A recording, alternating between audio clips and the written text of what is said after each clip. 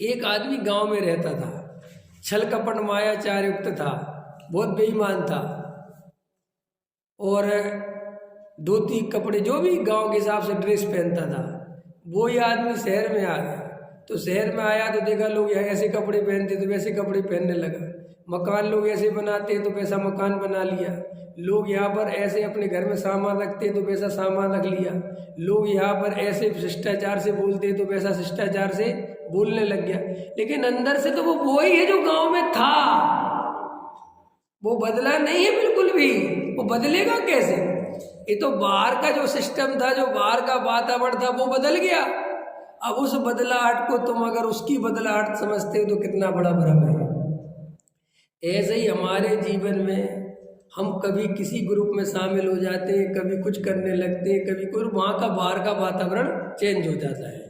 हम किसी जब एक ग्रुप में थे तो वहाँ पुण्य उपाधि था, सब कुछ था, यहाँ आए तो पुण्य ये हो गया, लेकिन अंदर से कुछ ना ये ना उपाधि, उसकी कोई मतलब नहीं है, सिर्फ शब्द बदलते हैं और शब्द बदलने से आप समझते कि मैं बदल गया।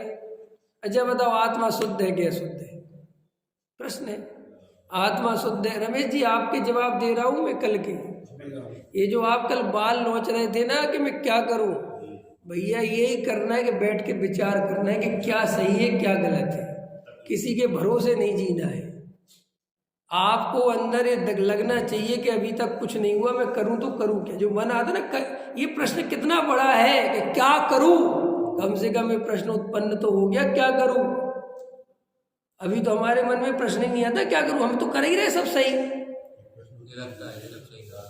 हाँ, ये प्रश्न उत्पन्न होना माने आपको घबराहट बेचैनी कुछ हुई है, आप अंदर से हिले हो कि भैया करूं क्या।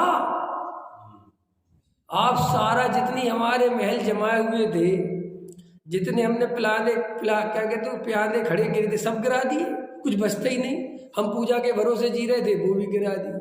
हम शास्त्र के भरोसे जी रहे थे, वो भी गिरा दिया। हम आचार्यों के भरोसे जी रहे थे, वो भी गिरा दिया। कि जब तक वे सब नहीं गिरेंगे तब तक तुम उनके भरोसे लंगड़े रहोगे, कभी चल नहीं पाओगे। अरे भाई, आचार्य कुंद कुंद देव का जो आत्मानुभव है वो तुम्हारा आत्मानुभव नहीं बन सकता। जो पूज्य गुरुदेव का तत्व निर्णय है, जो आत्मानुभव है, वो तुम्हारा नहीं बन सकता। तुम उनका नाम ले लेके मोक्ष नहीं जा सकते, तुम उनकी फोटो लगा लगा के मोक्ष नहीं जा सकते, उनका समय सार सिर पर रख के घूमने से मोक्ष नहीं जा सकते, उनका समय सार पढ़ने से कुछ नहीं कर लोगे। जब तक उस समय सार को अंदर में नहीं अनुभव करोगे तब तक बात नहीं बनेगी।